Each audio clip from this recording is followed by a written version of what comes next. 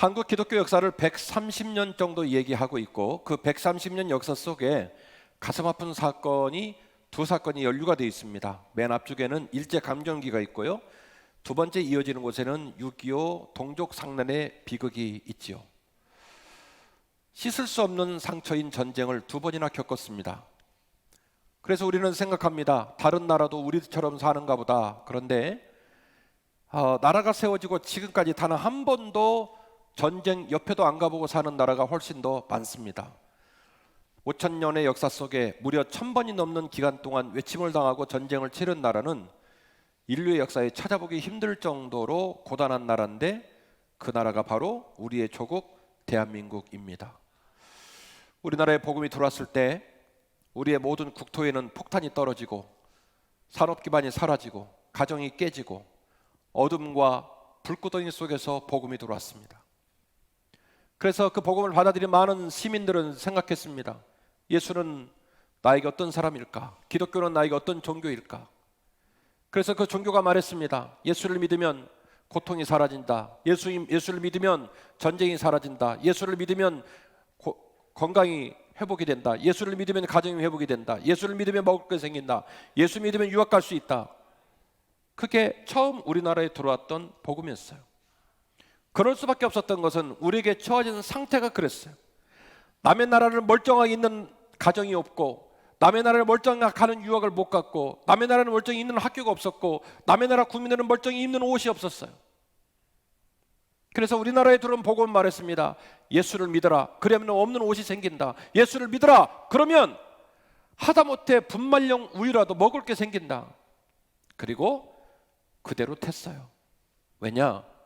우리나라의 수없는 선교사들과 동방의 작은 나라를 염려했던 수많은 우리 인생의 벗인 다른 나라의 기독교 단체들이 우리나라에 대해 어마어마한 물자를 쏟아부었어요.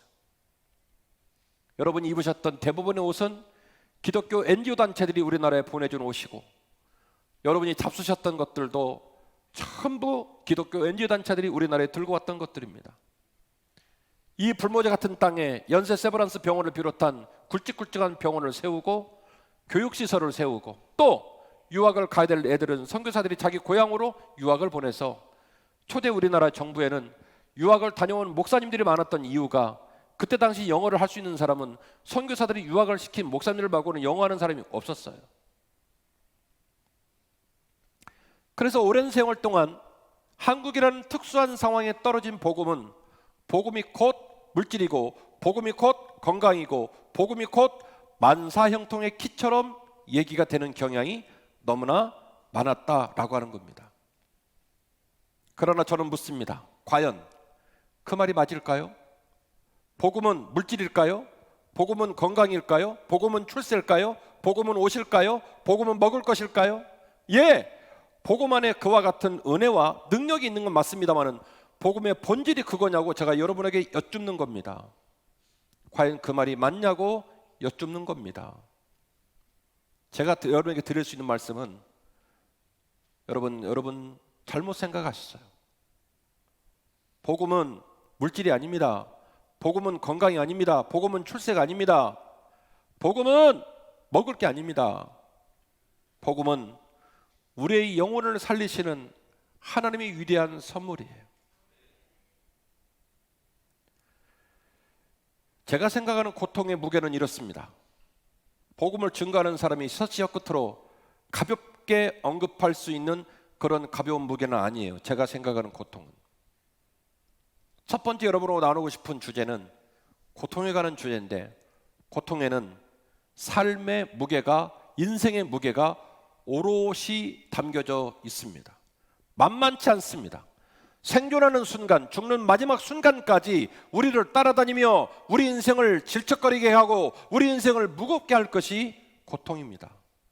싫어한다고 해서, 미워한다고 해서 우리로부터 떠날 수 없는 것이 고통입니다. 고통과 버텨야 살고 생의 마지막 순간까지 고통은 우리 인생의 벗이 되어 그 걸음을 따라갈 겁니다. 제가 생각하는 고통은 그래서 인생의 무게가 오롯이 담겨져 있더라는 거예요. 저는 이전의 설교를 통해 우리 인생이 원래 무겁고 고통 중에 있다는 사실을 여러 번 강조한 바가 있습니다. 창조의 시점에 인간은 범죄하였고 그 범죄의 결과로 발생된 죽음이라는 인생의 귀결은 우리를 고통의 복판으로 끌어들였습니다. 많은 사람은 우리의 인생이 죽음과 상관없이 산다고 착각을 합니다만, 그러나 제 눈에 비춰진 인생은 이미 죽어가는 일이 시작이 된 인생입니다. 제 말을 알아들으실지 모르겠어요. 생이 어느 날 죽는 건 맞습니다. 생이 어느 날 관 속에 들어가는 건 맞습니다. 죽어요. 그런데 문제는 죽기 직전까지는 멀쩡하게 살고 죽기 직전까지는 문제가 없다가 느닷없이 죽는 게 아니라 인생은 벌써 죽기를 시작했다는 거예요. 우리의 기억력, 우리의 건강, 우리의 에너지, 우리의 기회, 이 모든 것들이 점점점 총량 가운데 빠져나가면서 이미 죽어가는 걸 시작을 한 거예요. 죽어가다가 실제로 죽은 것일 뿐 이미 죽음이 시작이 됐다라는 겁니다. 인생이 왜 무겁습니까? 인생이 왜 고통 중에 있습니까? 이미 우리가 죽음에 포로되어 이미 우리가 죽음과 버타여 죽어가는 마지막 순간을 향해 살아가기 때문에 인생이 무겁고 인생이 고통 중에 있는 겁니다. 여러분 동의하시겠습니까? 창세기 3장 16절, 또 여자에게 이르시되 내가 내게 임신하는 고통을 크게 더하리니 내가 수고하고 자식을 낳을 것이며 너는 남편을 원하고 남편은 너를 다스릴 것이니라 하시고, 아담에게 또한 이르시되 내가 너의 아내의 말을 듣고 내가 너에게 먹지 말라 한 나무의 열매를 먹었은즉 땅은 너로 말미암아 저주를 받고 너는 내 평생 수고하여야 그 소산을 먹을 것이다. 땅이 너에게 가시덤불과 엉겅퀴를 낼 것이라. 내가 먹을 것은 밭의 채소인즉 내가 흙으로 돌아갈 때까지 내 얼굴에 땀을 흘려야 먹을 것이니 내가 그것에서 취함을 입었음이라. 너는 흙이니 흙으로 돌아갈지니라. 아담아, 오늘까지 이 땅은 너에게 협조적이고 오늘까지 이 땅은 너에게 복이 되었는지 모르겠지만 오늘 이후로 땅은 저주를 받아 너의 인생을 협조하지 않을 거야. 만만치 않은 삶이 네 눈앞에 펼쳐질 거야. 이 말은 무슨 얘기예요? 인류가 범죄하기 전에는 이 땅이 하나님의 창조의 섭리로 너무너무 보기에 좋았다는 겁니다. 실제로 하나님은 이 땅을 창조하시고 분야 만들 때마다 그 창조하신 하나님의 창조물을 보고 뭐라고 말씀하셨냐면 매번 똑같은 말씀을 하셨거든요. 그때마다 달라지지 않았거든요. 기억나시죠? 뭐라고 하셨어요? 만들 때마다 뭐라고 하셨습니까? 보시기에 좋았더라. 창세기 3장 15절 이하의 말씀은 우리의 인생이 죽는 마지막 순간까지 죄 중에 거해 있고 그 죄의 결과로 이루어진 생의 무거운 고통으로부터 벗어날 길이 없다는 사실들을 이야기하고 있습니다. 그래서 제가 생각하는 고통의 무게는 인생의 무게만큼 무겁고 위중합니다. 그러면 과연 복음은 뭘까요? 우리나라 130년 역사에 선포된 그 복음에 대한 오해, 그 복음에 대한 우리 나름대로의 해석이 맞느냐고 제가 여러분에게 반문하고, 설교자인 제 입장 속에서 그렇다면 지난 3년의 기간 동안에 있는 믿음 다 까먹고, 그리고 우리가 비록 모태신앙이고 한 교회를 30년 이상 섬겼지만 코로나는 특수한 상황 가운데 이제 드디어 정지관성이 생긴 겁니다. 여러분, 관성이라는 단어를 아시죠? 물체가 어느 지점을 향해 움직일 때 그 움직이는 에너지가 여전히 살아있어서 동력원이 사라지고도 여전히 한동안 그 움직임을 이어가는 것을 관성이라고 얘기를 하는데, 물체는 운동관성만 있는 게 아니라 정지관성도 있더라는 거예요. 어느 특정 지역에 움직이지 않고 오랫동안 멈춰 있으면 그 물체에 무슨 관성이 생기느냐면 이른바 정지관성이 생기더라는 거예요. 움직일 수 있는 에너지를 줘도 안 움직인다는 거예요. 그보다 훨씬 더 많은 에너지를 주어야 겨우 움직이기 시작하니 그 물체에 뭐가 있기 때문이냐면 정지관성이 있기 때문입니다. 3년의 기간 동안에 우리는 너무나 많이 잠자고 너무나 많이 정지하고 너무나 많이 주저앉아 있었습니다. 엔드 코로나 시기를 맞이해서 우리는 움직이려고 몸부림을 칩니다. 오죽 다시 시작한다고 하는 것이 말처럼 쉬운 일이 아니기 때문에 그렇습니다. 그래서 우리가 태어나서 처음으로 복음을 듣는 것처럼, 복음을 들었지만, 복음을 알고 있지만, 복음과 버타여 평생을 살았지만, 생전 처음 복음을 듣는 것처럼 아주 원색적인 복음을 A, B, C 순서대로 정확하게 말씀을 드릴 겁니다. 리바이벌, 다시 태어나고, 다시 살아나고, 다시 심겨지고, 다시 복음 앞에 세워지는 역사가 일어나기를 간절히 원할 뿐입니다. 오직 예수님의 은혜에 구원의 길이 있는 줄로 믿습니다. 하나님께서는 우리 인류를 어떻게 생각하셨을까? 요한복음 3장 16절 말씀입니다. 하나님이 세상을 이처럼 사랑하사 독생자를 주셨으니 이는 그를 믿는 자마다 멸망하지 않고 영생을 얻게 하려 하심이라. 하나님이 그 아들을 이 세상에 보내신 것은 세상을 심판하려 하심이 아니요 그로 말미암아 세상이 구원을 받게 하려 하심이니라. 할렐루야. 하나님의 세상을 이처럼 사랑하사 독생자 예수 그리스도를, 그 아들을 선물로 주셨습니다. 그 아들을 선물로 주신 이유는 모든 인류가 멸망치 않고 그를 믿음으로 말미암아 영생을 얻기 위하여 그 아들 예수 그리스도를 이 세상에 보내셨다는 거죠. 이것이 복음입니다. 그러면 하나님 아버지는 당신이 창조하신 조물주로서 피조물인 인간에게 내가 너에게 준 복음이 이렇다라고 기술을 하셨다면 당사자인 예수님은 또 뭐라고 얘기를 하셨을까요? 당신의 아버지가 내가 너를 이 세상에 보내는 이유는 33세라는 젊은 나이에 십자가를 지고 무려 6시간 동안 온몸에 물이 쏟아지고 피가 쏟아지고 말라 죽는 그 비참한 고통을 겪어서라도 내가 너를 이 세상에 보내는 이유가 내가 이 세상에 구원할 내 백성을 위하여 너를 보냈다라고 그렇게 말씀을 하신다면 당사자인 예수님은 뭐라고 말씀을 하셨을까요? 요한복음 14장 6절 말씀입니다. 예수께서 이르시되 내가 곧 길이요 진리요 생명이니 나로 말미암지 않고는 아버지께로 올 자가 없느니라.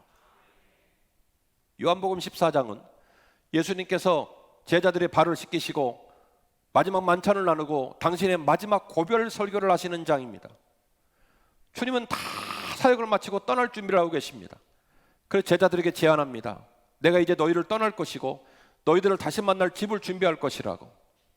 그래서 그 옆에 있던 도마가 묻습니다. 선생님, 선생님이 어디로 가는지도 모르고 어떻게 선생님 만나는지를 모르는데 우리가 어떻게 선생님을 따라가겠습니까? 라고 하는 질문에 주님께서 요한복음 14장 6절 말씀에 다음과 같이 답변하신 거예요. 예수께서 답변하여 이르시되 내가 곧 길이요 내가 곧 길이요 내가 곧 길이요 진리요 생명이니 나로 말미암지 않고는 아버지께로 올 자가 없느니라.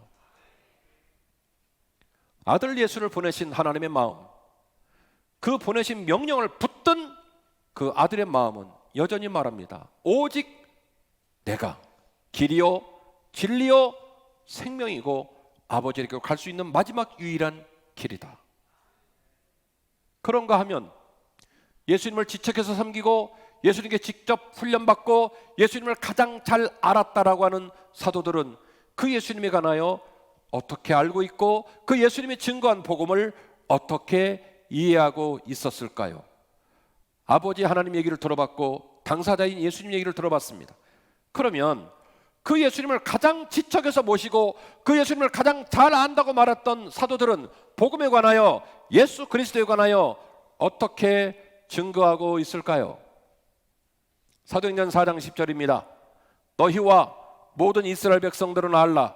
너희가 십자가에 못 박고 하나님이 죽은 자 가운데 살리신 나사렛 예수 그리스도의 이름으로 이 사람이 강건하게 되어 너희들 앞에 섰느니라. 이 예수는 너희들의 건축자들의 버린 돌로서 집 모퉁이의 머릿돌이 되었느니라. 다른 이로서는 구원을 받을 수 없나니 천하 사람 중에 구원을 받을 만한 다른 이름을 우리에게 주신 일이 없음이더라 하였더라. 할렐루야. 사도 베드로가 성전 미문에 보행 장애인을 고치고 이 일로 네가 누구길래 네가 누구의 권세로 감히 안식일의 병자를 고치느니라 쟁론을 하고 이 일로 큰 사단을 겪고 난 후 베드로가 말하는 거예요. 너희들은 비록 예수님을 버린 짱돌처럼 여겼지만 살아계신 하나님이 건축자의 머릿돌 되게 하셔서 모든 인류를 구원하시기 위하여 주 예수 그리스도를 선물로 주셨으니 천하 모든 사람 중에 구원을 받을 만한 다른 이름을 주신 일이 없음이더라. 베드로는 강력하게 말합니다. 오직 주 예수 그리스도만이 구원을 얻을 수 있는 유일한 이름이라고. 사도행전 16장 29절입니다. 간수가 등불을 달라고 하여 뛰어들어가 무서워 떨며 바울과 실라 앞에 엎드리고 그들을 데리고 나가 이르되 선생님 내가 어떻게 하여야 구원을 받으리까 하거늘 이르되 주 예수를 믿어라 그리하면 너와 내 집이 구원을 받으리라 하고 주의 말씀을 그 사람과 그 집에 있는 모든 사람들에게 전하더라. 바울과 실라가 유럽의 첫성 빌립보에 들어가서 역시 귀신 들린 자들을 고친 일로 감옥에 갇혔습니다. 간수가 보니까 야 살다 희한한 놈들 다 보겠다. 근데 말이죠, 늦은 밤에 말도 안 되는 일이 벌어진 거예요. 옥문이 열린 거예요. 간수는 생각했습니다. 결국 내 인생은 여기까지이구나. 내일 죽을 죄수들이 다 빠져나가고 나는 간수로서 그들을 지키지 못했으니 이래 주거나 저래 주거나 내 손으로 죽는 게 낫겠구나. 칼을 꺼내어 자결을 하려고 할 때에 감옥 안에서 낭낭한 목소리가 들립니다. 간수여, 그 손을 멈추어라. 우리가 여전히 감옥 중에 있도다. 바울과 실라는 옥문이 열렸음에도 불구하고 여전히 옥중에 있었습니다. 간수가 뛰어들어가 말합니다. 선생님, 어떡하여야 내가 구원을 얻을 수 있겠나이까? 그때서야 간수는 깨달았습니다. 그들은 포로 잡혀 고통 중에 있고 나는 자유인인 줄 알았는데 내가 이런 일을 겪고 나서 보니 비록 내 육신의 신분이 자유인 같았지만 내 영혼이, 내 삶이 여전히 고통 가운데 포로되어 여전히 구원을 모르고 살았다는 사실을 깨달아 감옥에 있는 바울과 실라에게 제안한 거예요. 제가 어떻게 하여야 구원을 얻을 수 있나이까? 바울이 드디어 그 질문에 답합니다. 주 예수를 믿어라. 그리하면 너와 내 집이 구원을 얻으리라. 간수의 집에가 복음을 증거하고 그 간수와 온 집안 식구들이 구원을 얻게 된 줄로 믿습니다. 로마서 1장 16절 복음에는 내가 복음을 부끄러워하지 아니하노니 이 복음은 모든 믿는 자에게 구원을 주신 하나님의 능력이 됨이라. 먼저는 유대인에게요 그리고 헬라인에게로다. 복음에는 하나님의 의가 나타나서 믿음으로 믿음에 이르게 하나니 기록된 바 오직 의인은 믿음으로 말미암아 살리라 함과 같으니라. 할렐루야. 바울의 전도여행의 말미 30여 년의 시간을 보내고 바울이 마지막 사역을 마치는 말미에 로마서라는 편지를 썼습니다. 당시 이미 로마에는 기독교인들을 향한 핍박들이 시작이 되어지고 로마에 모인 성도들은 신앙을 지키기가 어려워 뿔뿔이 흩어져 신앙생활을 그만둬야 될까 고민하는 어려운 시간을 보내고 있을 때에 그들을 격려하기 위하여 로마서라는 편지를 썼습니다. 바울은 말합니다. 복음에는 하나님의 의가 나타나서 믿음으로 믿음에 이르게 하나니 기록된 바 오직 의인은 믿음으로 말미암아 살리라. 2000년 기독교 역사에 수많은 믿음의 선배들이 이 로마서 1장 17절 말씀에 넘어졌습니다. 오직 의인은 믿음으로 말미암아 살리라. 오늘 본문의 말씀에 복음에는 하나님의 의가 나타났다라는 말이 한글 개정판에는 너무 좀 모호하게 기록되어 있습니다. 헬라어 원문을 연구하고 그 원문의 뜻을 그대로 직역하면 다음과 같습니다. 하나님은 지금도 여전히 일하신다. 하나님은 지금도 여전히 열심히 일하신다. 이 말이에요. 복음에는 하나님의 의가 나타나서 이 모호한 말을 직역하면 하나님은 여전히 일하신다. 하나님은 여전히 열심히 일하신다. 누구를 위하여? 당신의 백성을 다시 구원하기 위하여, 당신의 백성을 다시 리바이벌, 부활의 복음으로 세우기 위하여 지금도 열심히 일하신다. 그러므로 그 복음이 믿음으로 믿음에 이르게 하나니 오직 의인은 믿음으로 말미암아 살리라. 하나님은 지금도 열심히 일하신다. 하나님은 지금도 열심히 일하신다. 여러분의 가슴에 복음의 글자를 새기고 계십니다. 인생살이 관심사가 다르니 병 중에 있는 자는 병을 낫고 싶고 취업이 안 되는 자는 오직 머릿속에 회사 생각밖에 없고 결혼하고 싶은 사람은 이쁜 여자 이쁜 남자만 생각하겠지만 그러나 그 표류를 뛰어넘어 우리 인생의 마지막 순간까지 비가 오나 눈이 오나 늙어가면서 끝까지 붙들 그 순수하고 담백하고 그 강력한 원초적 복음, 인류를 구원하여 하나님 품으로 드리는 마지막 순간까지 인류가 들어갈 마지막 하나님께 들어가는 유일한 관문 주 예수 그리스도. 오직 의인은 믿음으로 말미암아 살리라. 우리가 믿음을 까먹고 우리가 믿음이 함량 미달이라 할지라도 복음에는 하나님의 의가 나타나서 하나님은 여전히 강력하게 열심히 일하시기에 믿음으로 믿음에 이르게 하나니 그 믿음이 더 깊어지고 그 믿음이 더 높아지고 그 믿음이 더 영화롭게 하나니 오직 의인은 믿음으로 말미암아 살리라. 이 믿음으로 살아가시는 저와 여러분 되시기를 주의 이름으로 축원합니다. 요한복음 3장 1절 이하의 말씀에 율법 전문가 니고데모가 밤늦게 주님을 만나러 왔습니다.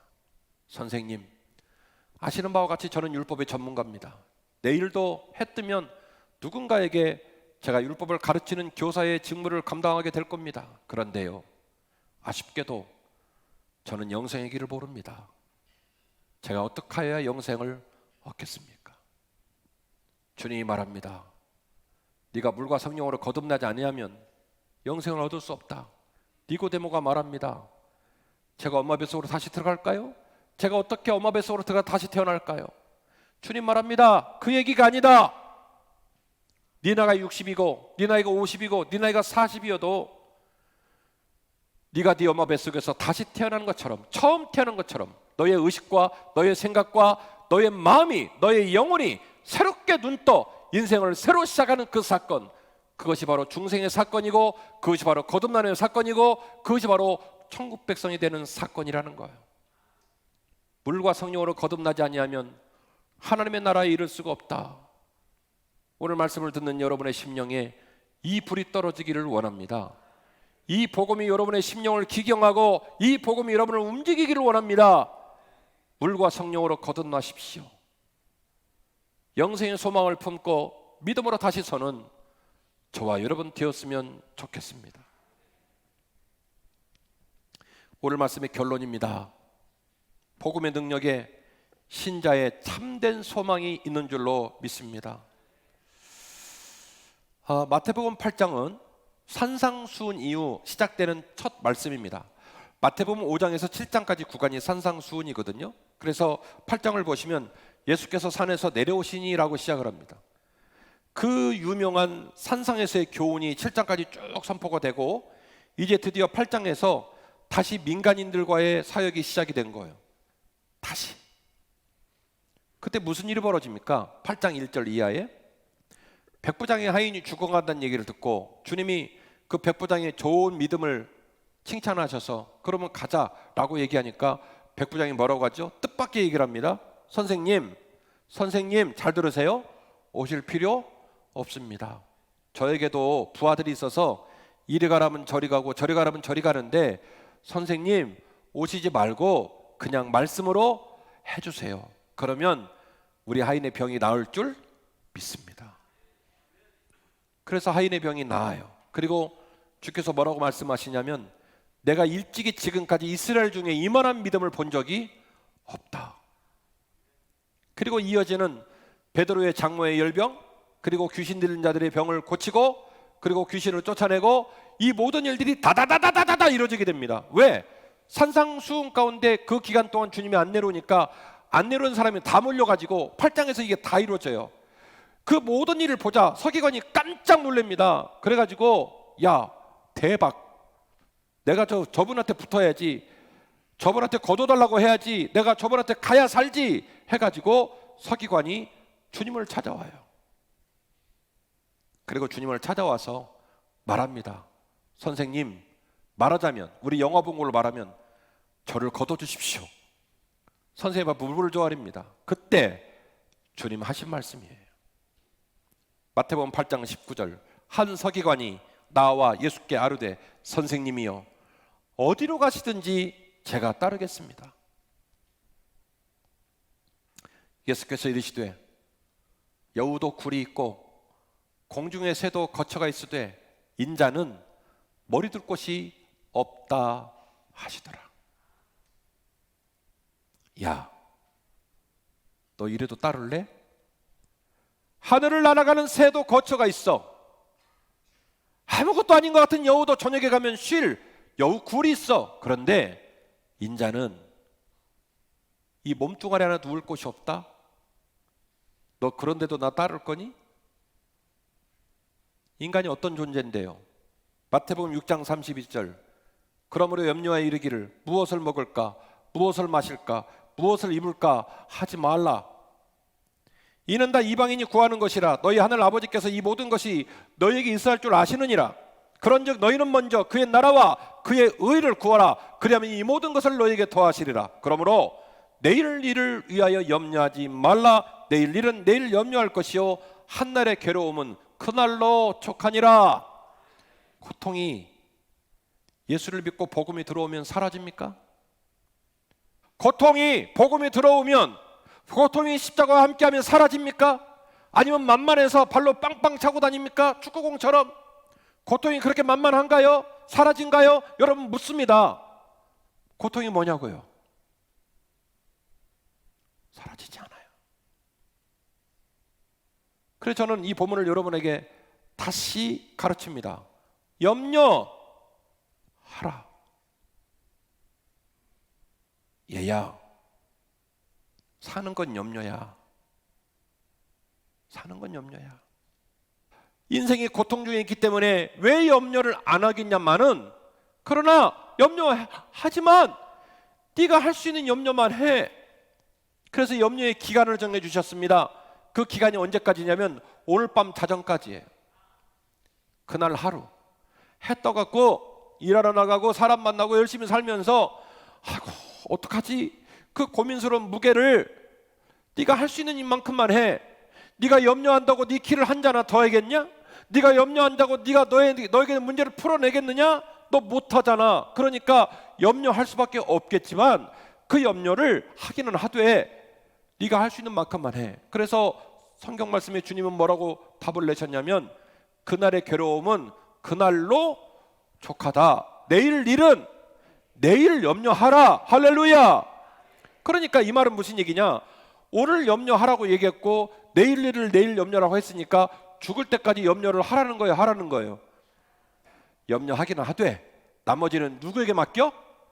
살아계신 하나님께 맡기고 주께 맡기라. 주께 맡기라. 고통은 사라지는 게 아니라, 고통은 여전히 우리 중에 있고 죽을 때까지 고통과 함께 살겠지만 복음은 그 고통 가운데 우리를 이끌어 가시고 끝내 그 고통을 이기게 하시는 하나님의 은혜인 줄로 믿습니다. 우리가 고통 중에 살지만 하나님이 그 고통을 이끌어 가는 거예요.